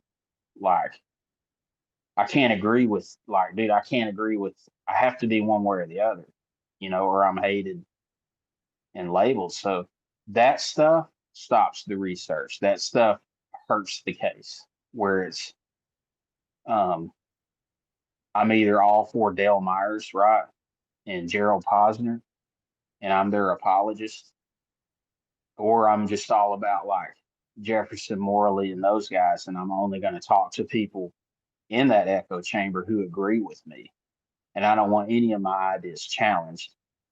And dude, I see it on those threads and stuff. People get their pride challenged or their ideas challenged, and they start cursing each other out, calling their wives names and insults. And it's like, once we get into that, man, you've lost total view. It's dangerous. I've talked to Dale Myers. I've talked to over 76, 77 researchers. I've enjoyed all or most of my conversations with. I don't think I've really had a bad one. I mean, I don't necessarily agree with every single person, and I even have stopped some of the conspiracy stuff as well too, because there's certain things that there's way more evidence to show that it's somebody protecting agency credibility is like the biggest thing. The way that they are perceived in the eyes of the public is like why we don't know who the hell they really are. That's important to them. So, I mean, a lot of cover up stuff can be seen as that. But, I would have Darren Myers back on. I'd have Gerald Posner back on. I'd have Jim DiGino back on. I'd have Paul Blow. It's the biggest thing is like, you're in your, like, if everyone's usually older age in their 60s, whatever, it's like, there's no need to fight. Like, what's going to happen? There's a lot of like that type of stuff where people are like I said, back to articles and things of this sort. And it's just so like ridiculous, like a standpoint, like you're not in high school anymore. But I mean, people want to write articles, they want to do what they want, they want to prove that their research is good. But there's a fine line, like when you start looking at documentation and you're refusing to look at other stuff because it doesn't fit your narrative. Like I mean, if you labeled off the list of people that said killed Kennedy, there'd be a long list. And that would be Trafficante, that would be James Files, that would be Woody Harrelson's dad, that would be, whoever that you can name a couple more, but there's plenty of people out there on their deathbed talked about killing Kennedy or something like that. I'll give you an interesting one. Scott Deitch is a organized crime mafia guy specifically on Trafficante. I had him on the show and we did not talk about his books on Trafficante. What we did talk was about the Kennedy assassination. I was like, come on, man. I know you looked into it. He was like, all right, all right. And then we're talking about it. And he goes, well, I mean, Trafficante on his deathbed said that he killed JFK, but nobody believes it. And I go, what about Trafficante being a double agent? Now, one interesting thing he did say to me was that when Trafficante was locked up in prison, and this is where I think me and him agree on this one, is that Castro locked up Trafficante after he kicked out the mob and everything of that sort. Now, Trafficante was in there for a little bit of time. Now, there's theories about Trafficante being a double agent because there were 634 assassination attempts on Castro and not a single one worked. So you're getting inside information to know not to put a seashell up your ear because they put C4 in it. They put some type of toxin in a cigar that was going to poison you.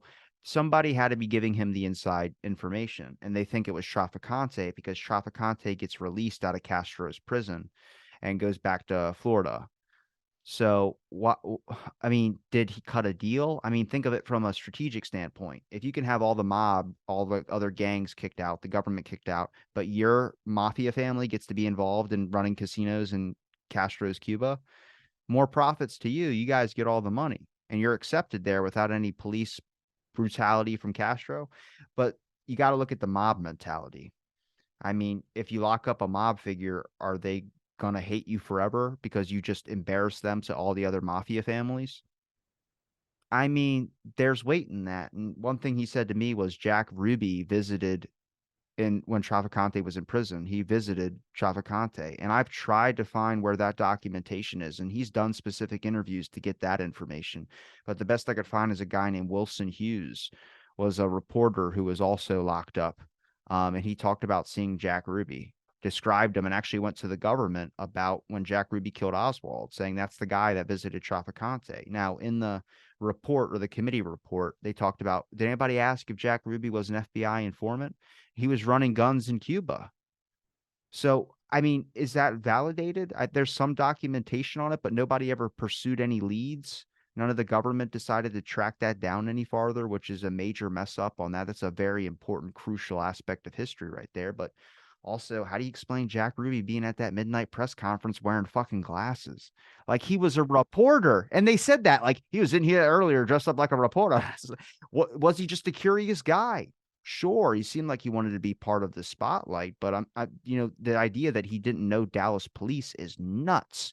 That is the stupidest thing of protecting the police department's credibility, whether the government thought they were doing a good job not to expose these guys for hanging out at a strip club. But I mean, I believe that the Dallas police were definitely involved in there. Dallas police was a little bit corrupt, and that's like most police forces. Yeah, and like, and where did Ruby get his girls for the club? Got them from Carlos Marcello's camp. You know, there's all these connections and all these dots that people. I think you can have both. Like, are mafia people the most mentally stable people? Probably Perfect. not. Perfect Right. figures. Horse head in the Yeah. bed is 100% sane in my opinion. Right. And it's like, no, these are professional assassins. Like, these are professional criminals. That's what they do. They lie. Like, that's what they do. And for Jack Ruby, like that whole thing right there about you're in, the whole try to paint him as just this nutbag, right? Who was insane, but at the same time, he was such an American bleeding heart that he would put his life on the line to kill Oswald. But like, I agree with Blakey, man. Like, Blakey talks about how Ruby was in there stalking him day after day after day, trying to get into the interrogation room when he's in there. And again, like, put it in a normal life setting. If a president's killed, are you going to go down to the police station and put some glasses on and mix in with like CNN and Fox and all them? And I know it was different back then, but like, it wasn't as tight security, which it should have been. But is that a normal thing that a normal person does, even back then? No, that's not.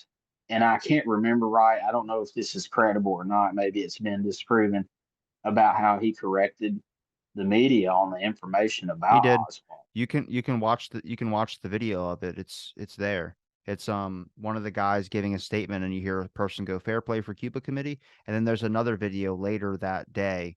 I don't even think it was later that day. It was just like an hour or so later.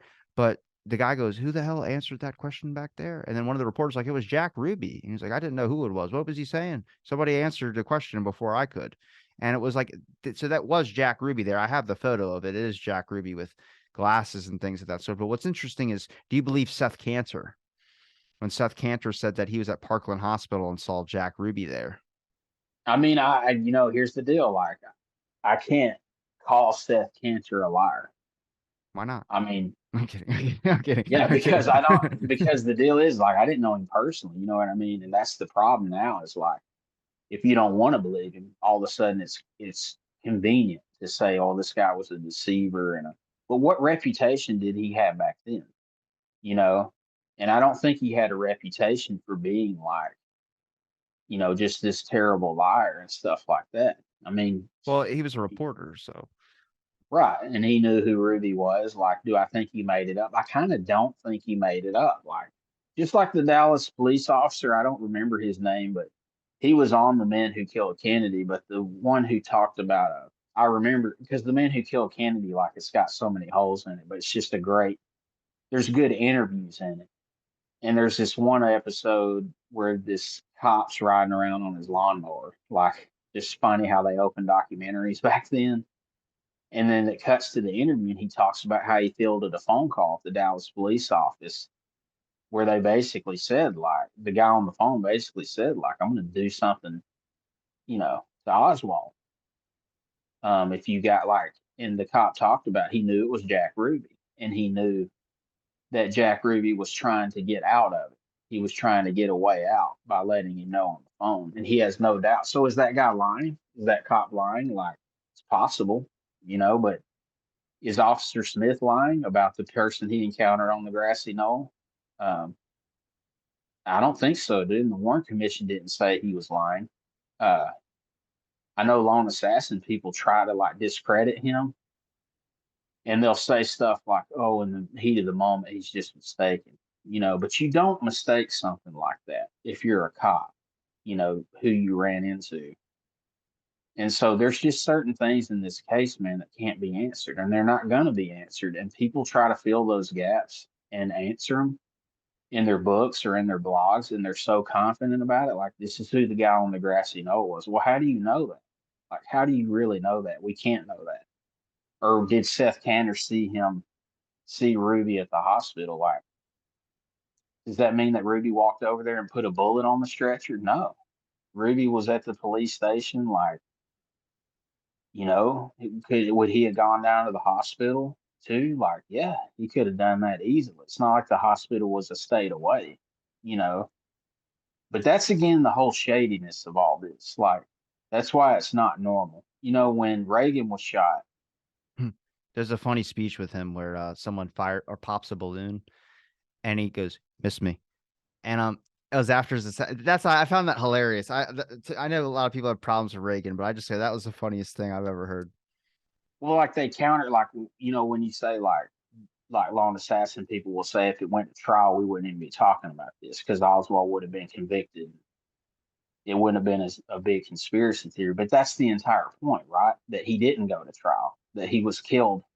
I think it's the first televised murder on national television. Like, he was killed 2 days after the president's killed, right? And it's like the guy who killed him's mafia tied. He's got all these mafia ties. You know, he's tied to Al Capone in Chicago. He's tied to Carlos Marcello. He's tied to Santos Trafficani. He's tied to like the Dallas Mafia, and he's running a nightclub and all this stuff. And he's a violent dude. Like Jack Ruby was known. What they call him, Sparky. And he was known as a violent person. Like, and then you, like we said about Oswald, he went to Russia, right? He worked at his secret air base. Like, he had a Russian wife. He would disappear. You know, we don't even know what he was doing the weekend before the assassination. No one knows where he was at or what he was doing. And so the problem is that people come in and they're like, I'll tell you what he was doing. I'll put it in my book. I'll tell you what he was doing. It's like, how can you do that? That's rewriting history. You don't know. We don't know what he was doing. You know, he could have been dude, he could have been sitting there eating peanuts. I have no idea what he was doing. But like, there's so many things in this case that don't make sense. Like Oswald speaking on the phone in his boarding house, and they said he was speaking Spanish. You know, on the phone. Um, was Oswald good at Russian or was he bad at Russian? You know, I know this: if you throw me into Russia right now, I'm going to struggle because I don't know a single Russian word. Well, shit, dude. He went from the sixth floor to the second floor down four flights of stairs in 60 seconds. Damn right he was Russian.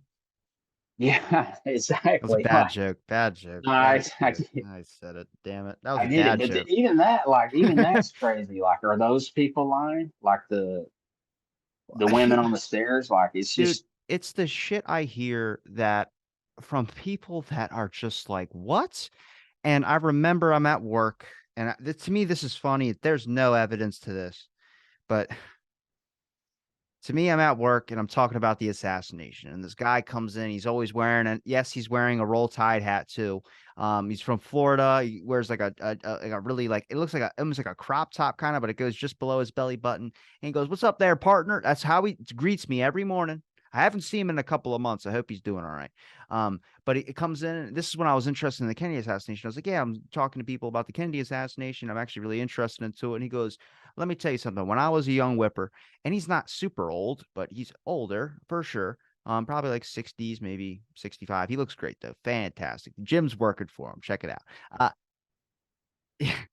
But it's crazy because he goes, when I was a young boy, I used to stock Pepsis at that book depository building. And I was like, Pepsis? He goes, yeah. He goes, once you go up to that window and you look out that window, you can know one man could easily make those shots. And I go, what evidence is that besides like your opinion? And then I asked him, I go, you said Pepsis. And I go, yeah. And I go, well, the official story is that Oswald was caught on the second floor with a Coke. So why do you say, you mean Coca-Cola? And he goes, I could tell you that there's only been Pepsis in that machines that were at that building. And I stocked for all around that area. And Nixon was at a bottling convention. But I go, you know what? It makes sense if you believe that up on the sixth floor there was a bagged lunch with chicken bones and a Dr. Pepper can because Dr. Pepper is a Pepsi product. So, I mean, maybe the Coke story was kind of fabricated. I don't know. It's a lot of stuff doesn't make sense about that. I mean, how do you run down four flights of stairs and you're not taken off guard when someone points a gun out at you? You know what I mean? Like you're not red in the face at all. You're not. So there's something about that that doesn't really make sense. But I also don't buy, even in Hostie's notes, Oswald said he went out to go watch the parade, when the president came to town. I think it's weird that, the number of times he's allegedly said to people that what's going on out there? Oh, The president's coming to town. I'm like, there's no, he knew he wouldn't talk about it. You know, he wouldn't go and say, oh, hey, what are you guys doing out there looking at what is that? Oh, the president's coming to town. I was like, no, he would have been up on the sixth floor already preparing and not talking about it at all. He would avoid that question. That's why when researchers and historians become psychologists and they'll break down the psychology and they'll say like people need a conspiracy so they can sleep at night I because fucking hate that's a skeptic answer. I hate it. I hate it too because it's not evidence. It's like when I It's a talked to Michael Shermer, and Michael Shermer was like, "Oh, well, what did he say? He said that the president gets a certain number of death threats every day or something like that. He gets like a total of 6 or 7. So the Secret Service doesn't take them all at face value." I go, "Yeah, but when the ARRB requested for documentation on the death threats of Kennedy, the Secret Service destroyed them 2 weeks after requesting for those documentation. That is an issue. That is a big security flaw that just happened right there. Now, whether that was to respect the Secret Service members' professional abilities, if they did fail at their job that day and not a single one was fired, um, I mean, you could say that, but him saying like, "Oh, president gets multiple death threats a day," I'm like, "That's no, they didn't. They did. Nobody destroys documentation after requesting for it. That's fucking suspicious." And then like the other things that happen, like Joseph Miltier, when he doesn't know he's being recorded, but he's like just describing how they're gonna like get him. They're gonna kill Kennedy and like it's already in the works, and they're gonna do it with a high powered rifle from a building, and then they'll pick somebody up immediately. It's just, and I'm not saying Joseph Miltier happened. I know like Robert Groden tried to like pick him out on the men who killed Kennedy, like in Dealey Plaza on the day of the assassination, but then it was proven later like that's not him. It's just the guy that looks like him. But all those plots, like in Tampa, in Chicago, where they arrested Joseph Valley with all the ammunition and stuff, and they were tracking the Cubans that were following Kennedy or plotting something. Like it doesn't matter. It doesn't matter if I need to feel better about the assassination. Like if there's something in me that needs, I would argue that it doesn't feel better than Oswald just going up there and killing him. That makes more sense to me in the world than it's like the government doing it. Well, But it's who about the wants some facts. global conspiracy? That's the thing. Is like you don't want if it is one lone person, it's like you at least you feel better about your government. You know what I mean? Like I don't think I want to know that the government could either manipulate evidence or be able to do all the stuff that I know that they did with MK Ultra and so much of this other stuff that's been publicly known. Like to me, that's horrifying. Right. And it's not a matter of like what people believe or what they think. It's about the facts of the case. Like that's what matters. The evidence matters. And I know in the Kennedy assassination, it's like, no, it doesn't. If you're a conspiracy theorist, the evidence doesn't matter because it's just whatever my theory is overrides any evidence that's contradictory to it. But the evidence does matter, you know? And like we talk about, like, look at Oswald's actions immediately after the shooting. Now, was that conspiratorial or not? Like I said, it's you have to humanize the whole case of how he ended up at the theater, like we were talking about. Whether he was going to meet someone or not, um, he got diverted when Tippit saw him, you know. And so, was he a patsy? Did they leave him out to dry? It's possible. I think it's interesting that Will Fritz was so experienced at cracking people and had a reputation for like getting people to confess and busting in their crimes. And they struggled with Oswald. They struggled, and he never confessed to it. Like, even though it looked like they had a mountain of evidence, like Will Fritz or one of them said later on, they thought he was trained in those techniques and interrogation techniques. Because, dude, this is a guy who went and lived in the Soviet Union. Like, is that scary? You know what I mean? Well, they asked about if Oswald had been given LSD because he was part of that false defector program. Or there's a theory that he's a part of the false defector program. I have a document that states that anybody asked if Oswald was given LSD before he went to Russia. Now, that doesn't mean he's MK Ultra. What that does mean is that intelligence agents were given LSD and other types of drugs to make sure if they ever got caught, would they be able to withstand, exposing not exposing secrets of military. So that was a common tactic for foreign Cold War agents or just agents in general doing espionage tactics. So I mean, that's pretty interesting. And let's say Oswald, let's say he killed the president by himself. And let's say he did it because he's a narcissist who wanted his place on the world stage. Like I can buy that. There's people like that in society What all about the the time. patsy part though? He But said he was a patsy. that's what I'm saying. Like, I'm just saying, let's just say for a second that that's what it was, and he was just doing that. What about though? What about the government after it? Like, how do you explain all of those lies, right? Like, and are they going to come out and say, hey, we were tracking him, or he was an asset, or he was working, or he was an informant for the FBI? Like, are they going to come out and admit that? Absolutely not, you know, which is allegedly, when Hosty said that Oswald brought that note to the FBI building, and people say the note said different stuff, like he was threatening to blow up the building, or I tend to think the note probably said something about them leaving him alone, you know? Hosty said that. Hosty said the note said he was going to report it to higher authorities. Yeah.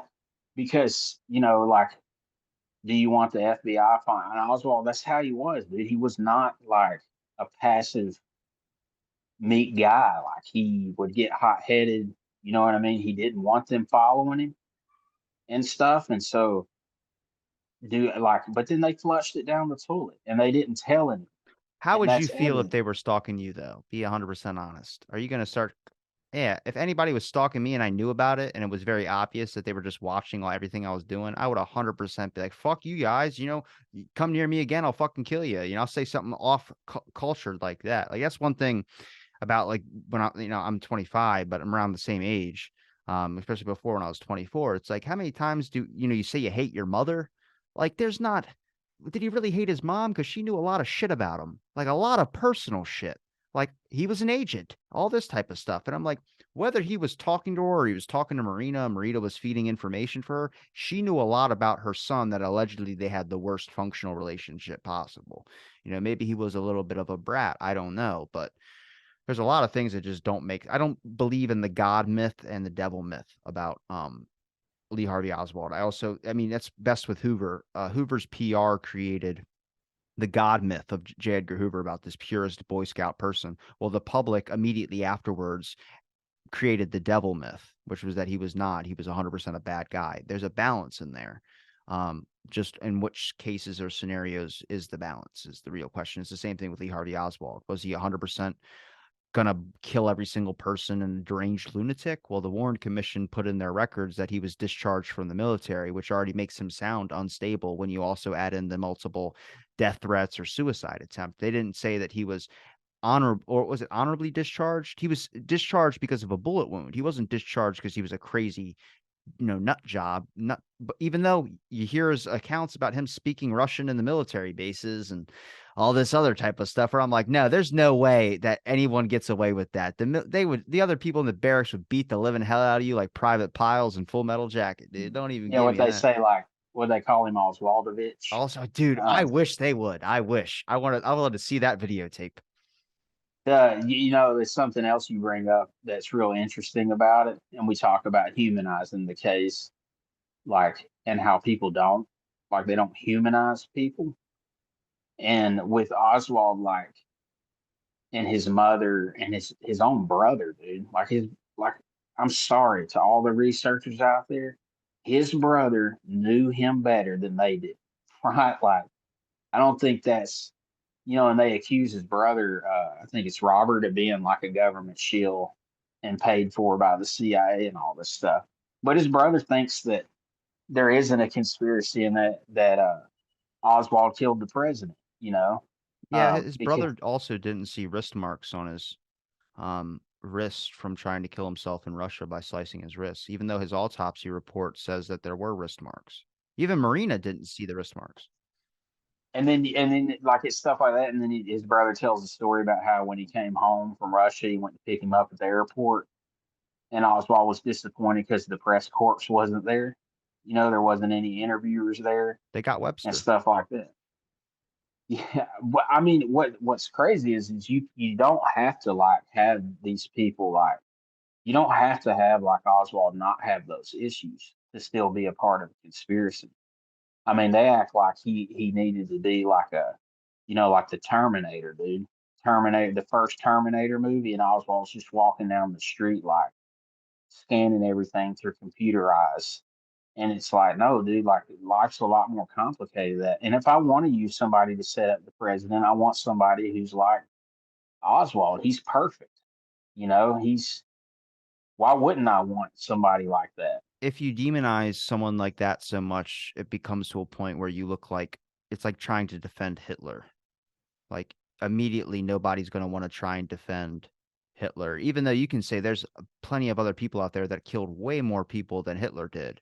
But we always just use the Nazis as because that's a publicly accepted, cultural accepted thing of like one of the worst things ever. But Unit 731 was a Japan bioweapons team, and they used to vivisection people while they were alive. They used to cut them from the bottom up and time it and see how long it took for them to bleed out. They would do horrible experimentation on people, injecting them with bubonic plague and just experimenting on people, cutting off one arm and sewing it onto the other side. And so you had two arms on one side.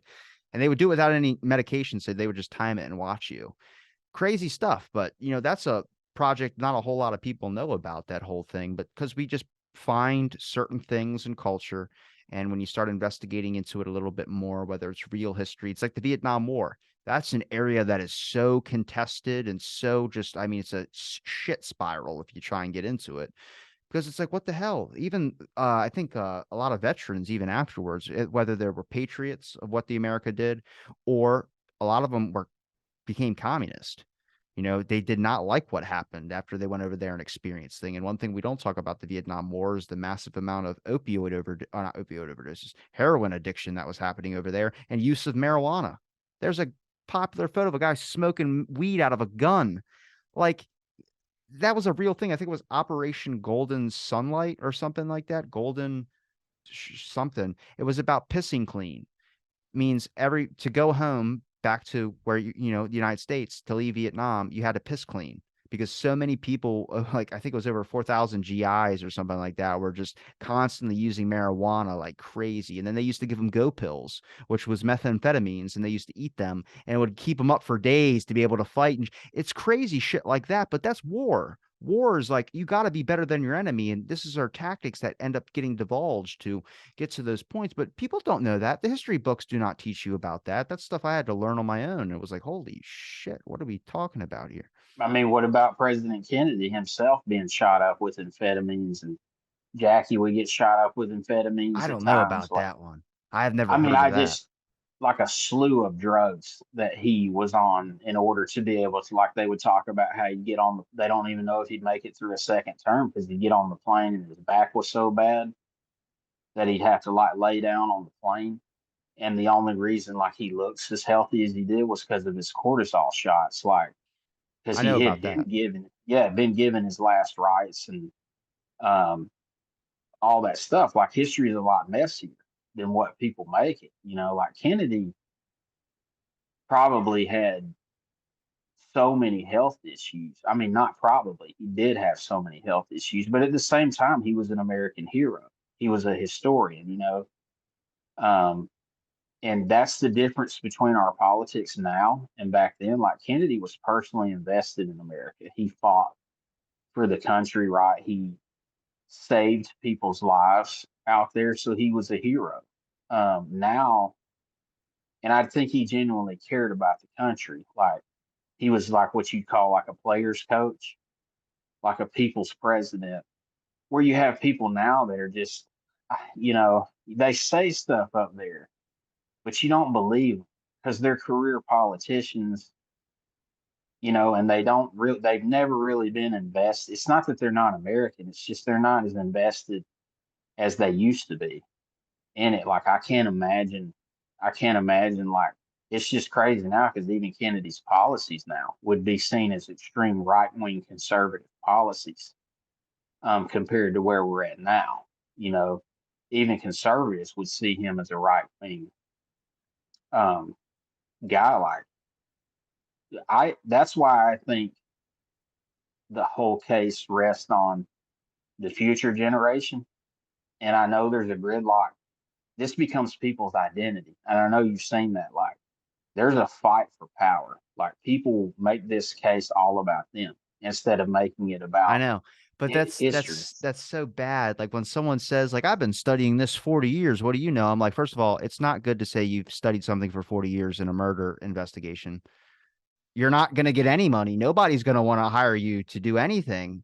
Just as much as that sounds like, oh my God, I got 40 years of experience. It's like a point of an investigation is to be able to find the answer and the truth of the assassination. Now, we talk about time frames. Now, a more thorough investigation, sure, but for Christ's sake, if we're playing Monopoly and you tell me, you can make a game last 40 years, I ain't going to want to fucking play with you at all. So it's not like a bragging thing.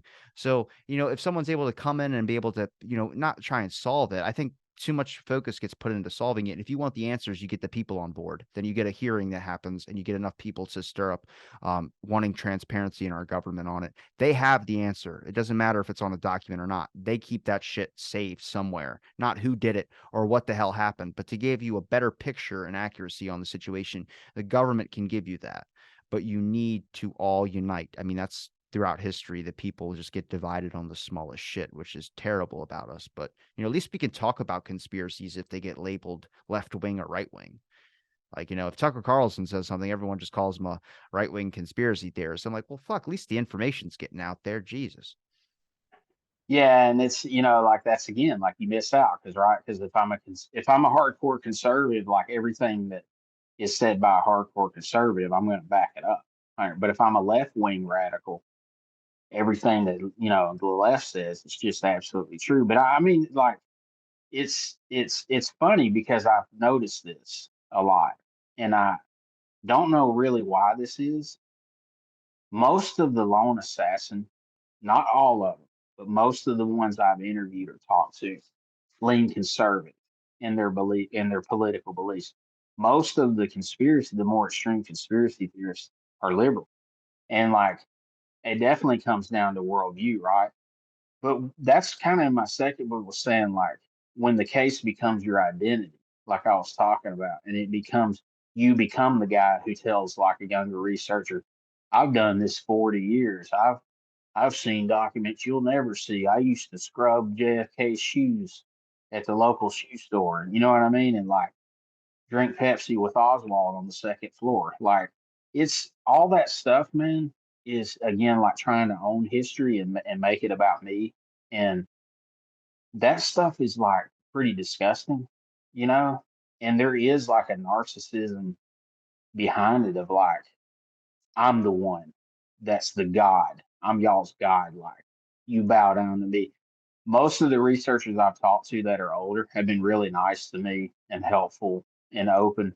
But there was a few of them, and I'm not going to name them, who, and I said this at my speech at the Lancer conference, who told me like when I wrote them an email, like one of them there was a spelling error on my email, like heaven forbid that would happen.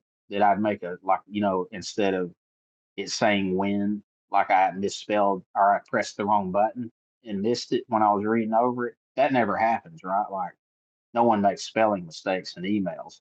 But I send it off and the researcher sends me something back and he's like, there's no way I would help somebody that can't even Oh my fix a God, I got a typo. story to tell you, but I ain't saying it on air. Holy shit. There's one person I will not speak to, and I told him to go F himself. I hate to say it like that, but he was very, very rude. And no, and then he tried to send me a newsletter thing to his book about his new book coming out. And I was like, take me off your goddamn list, man. Um, I have respect for people. I respect all people, but you have to treat me with respect back or you ain't getting anywhere. Well, that's it. But you know what it is like? It's that idolatry and that identity because you're a threat to their kingdom. Like you're in Mhm. their. I'm not saying you are, but in their world, they're like, I gotta hang. This is all I got. Like I gotta hang on to my spot in the Kennedy assassination kingdom. Like They drink I can't let coffee this. with their pinky out. That's what they do. Yeah, I can't let this young guy come in and like think he's something. But the problem is like this case is going to outlive all of us. It's going to outlive all of those guys that have dedicated all these years that are now in their 60s, 70s, and 80s. They're going to pass away and it's going to fall into our lap. And all their research, they're not taking with them. It's going to fall into our lap. That's just the brutal truth of it that people don't like to hear. And instead of being threatened by that and taking it to your grave, right? Like I'm not going to share anything with anybody. I'm just going to die with it. It's like you should be passing it on to younger people and letting them. That's the way you get your work honored, not by protecting. So it's interesting, right? I got that viewpoint. I think I said it when Lifton passed away. I go, he was in his own world for a lot of it. And whether he talked to some people and corresponded on some things, I have many accounts from people that said they got like a random email and they never heard back from him for a while. I was like, but when you get that so invested and you get stuck in your little bubble, it's like now everything you have in your head, what happens if one day you don't wake up? Like, God forbid, any researcher, anybody out there, whether it's lone nut side or conspiracy side, God forbid you don't wake up and you have a whole path of information that is now gone forever. And then you leave all these notes behind, and people are like, pick up a napkin and or sticky note, and it says eggs, bacon, Jack Ruby. It's like, the fuck am I gonna do with this? And then they have to spend all these years trying to pack it and undo all this stuff. And this was like one thing that was like, it was really kind of upsetting because there's plenty of sites out there. One site in particular has really good JFK information on it, but they talk about like the guy's dead. He paid for his site for like another 10 years or something like that. And he just left it up there for the public to see. I'm like, well, how the hell, like, try and copy as much as you can and post it and be able to save it down. I mean, thank God we have people that like Bart Camp that's scanning Malcolm Blunt's archives, and putting up for the public to see and things of those sort. I mean, these people are doing a great service. It's why I know probably never going to get off the Kennedy subject, but it to me, I'm probably going to do it with my film. I mean, I'm probably going to do it when like, I get done talking to all the people I need to talk to. But it's an interesting subject and maybe it'll never go away. I like having conversations with people about this because you always learn something new every time and you always have a good chat. I'm friends with a lot of these people as well too. But when it comes to documenting all that type of stuff, it's so important for a reason why people should give a shit. Whether it's conspiracy oriented or whether it's lone nutter oriented. Videos, even off of whoever's archives of real footage of either Jack Ruby or just interviews or clips of Dallas Police Department and interviews with witnesses, whether you discredit them or not, for the historical value of that is so immense and it's so easy to get the public in on the discussion about it. Like, you should care. Look at this historical thing from 63. Like, that might sound boring to some people, but give them a reason to give a shit. Like, this is your history, and this is a side that the history books don't teach you, whether it's conspiracy oriented or lone nutter oriented.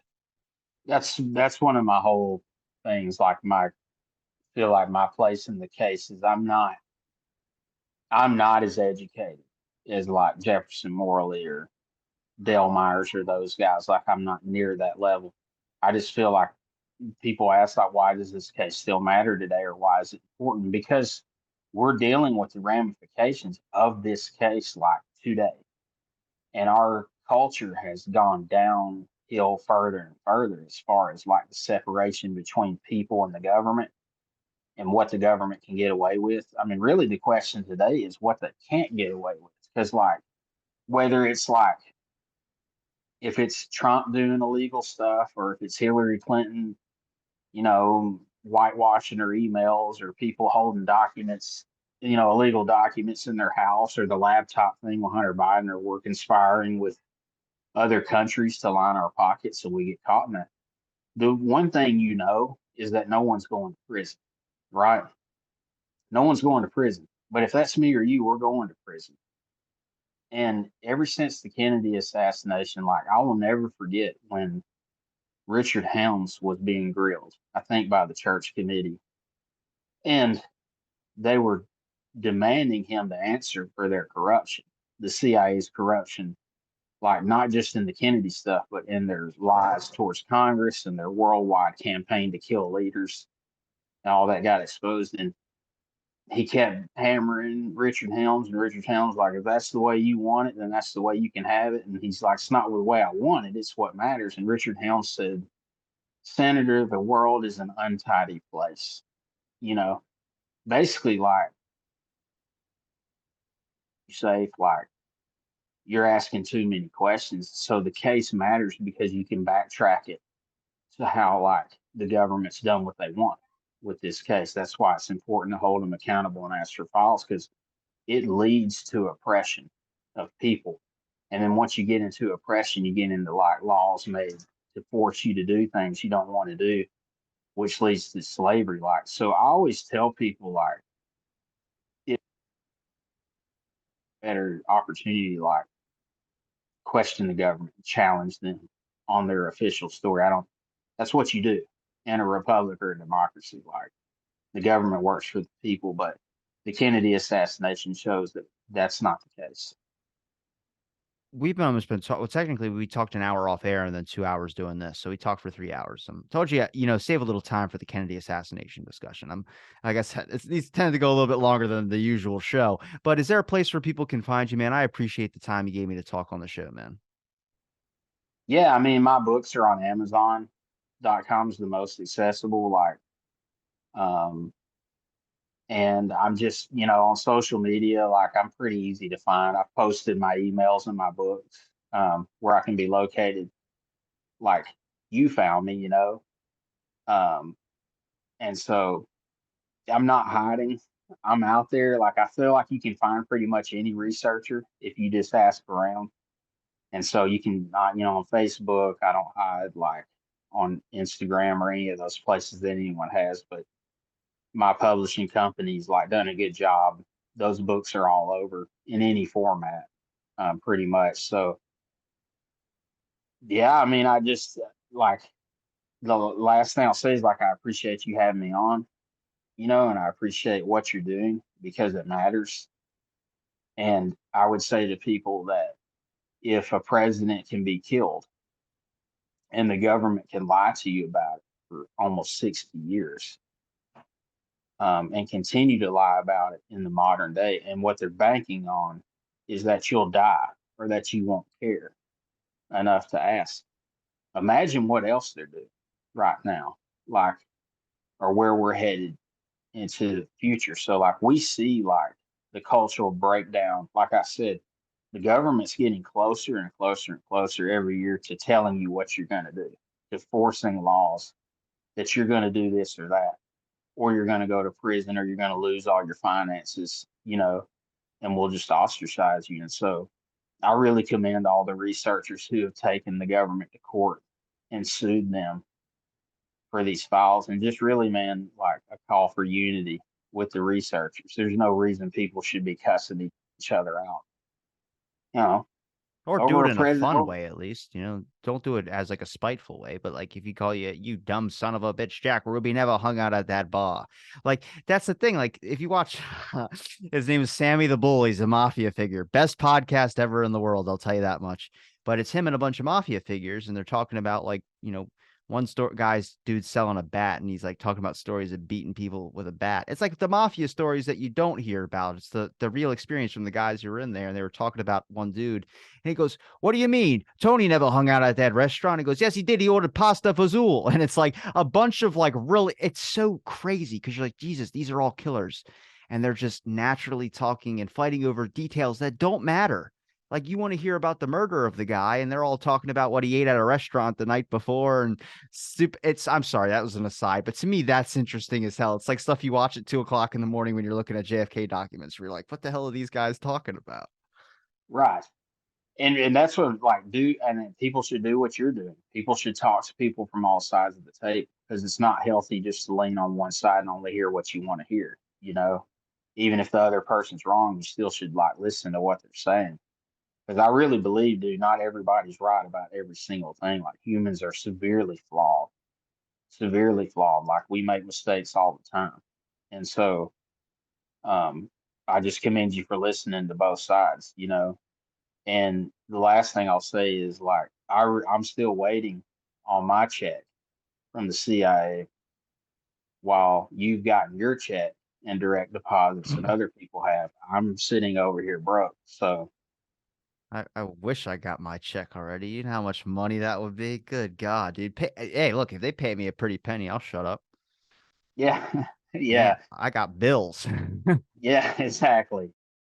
Bills, man. Well, thank you so much, man, for the opportunity. I really Yeah, appreciate it. Jacob, it's been a pleasure talking with you, man. I'm going to link all your links into the description. And thanks to everybody for listening to this episode of Out of the Blank podcast, and stay tuned for our next episode.